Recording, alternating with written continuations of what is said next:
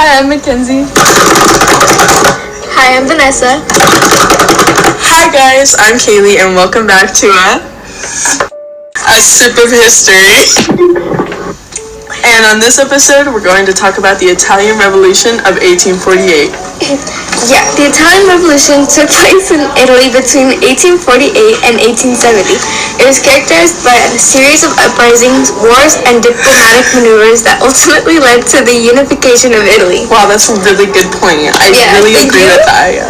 This revolution is categorized as the bourgeois liberal revolution. This type mostly focuses on middle-class issues, having some violence, a tendency to turn conservative, and conflicts with radicals.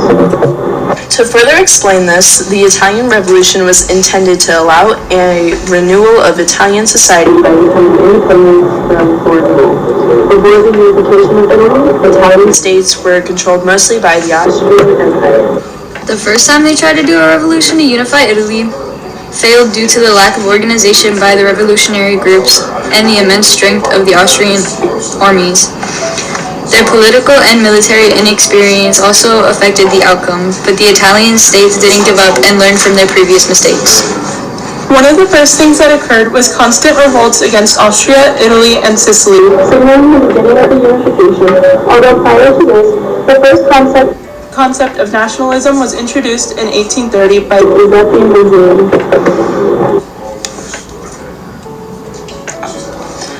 When this concept was introduced to the public, people began to realize faults in the system which assisted with overthrowing the current ruling orders and feudalism itself. All the people wanted was a unified and sovereign nation without the influence of foreign countries and empires. That was how the revolution began. There was widespread unhappiness, resentment, and growing poverty in the country. The Italians were also influenced by the revolutionary ideas from France and other parts of Europe. During this revolution, it is important to know that the only people with weapons was the military, which was provided to them by their government. The only way the common people could fight is by holding protests throughout the country. The strong dislike toward multiple countries, including Austria, Italy, and Sicily, resulted in the creation of multiple secret societies, allowing a stronger way for people to revolt against empires and rulers. An example of these societies include Giovine Italia, also known as Young Italy, which was founded by Giuseppe Mazzini. This group worked to convince the others around them to side alongside them in the fight to unite Italy. People would often say union, strength, and liberty, a phrase created by Giuseppe Mazzini to emphasize the goal of Young Italy to other countries and leaders. Without Mazzini's help, the unification of Italy would never have begun. Palermo, Sicily, was where the first uprising occurred in 1848. Budapest and Vienna, where the revolution peaked and were most grateful to the communist Austrian overlord.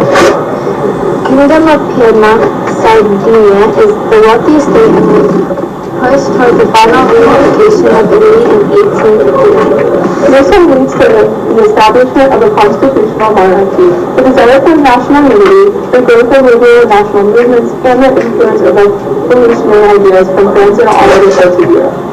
Once the revolution itself saw a rise in numbers of prominent figures, including Giuseppe Garibaldi, who led many successful military campaigns against foreign powers, and Giovanni di Cavour, more diplomatic efforts were being used to assist with the unification of the world. The final push toward the Italian unification in 1859 happened in the Kingdom of Piedmont, Sardinia, which is the wealthiest Italian state. The Kingdom of Piedmont, Sardinia provoked Austria to declare war, which led to the northern states of Italy to come together against the Austrian army. After Austria's military defeat, they surrendered Lombard, a northern part of Italy, to France, who then ceded it to the Kingdom of Piedmont, Sardinia. Then in 1861, the aftermath of that war led to a series of elections in which they voted to the Kingdom of Piedmont, Sardinia, with the goal to unify the entire Italian peninsula. During this time, Giuseppe Garibaldi marched to liberate the kingdom of the two Sicilies in 1860, influenced the southern peninsula to join the movement. The new Kingdom of Italy was proclaimed on March 17, 1861, with the royal government of Piedmont, Sardinia as the ruling monarchs of Italy. Thanks for listening to a Semester.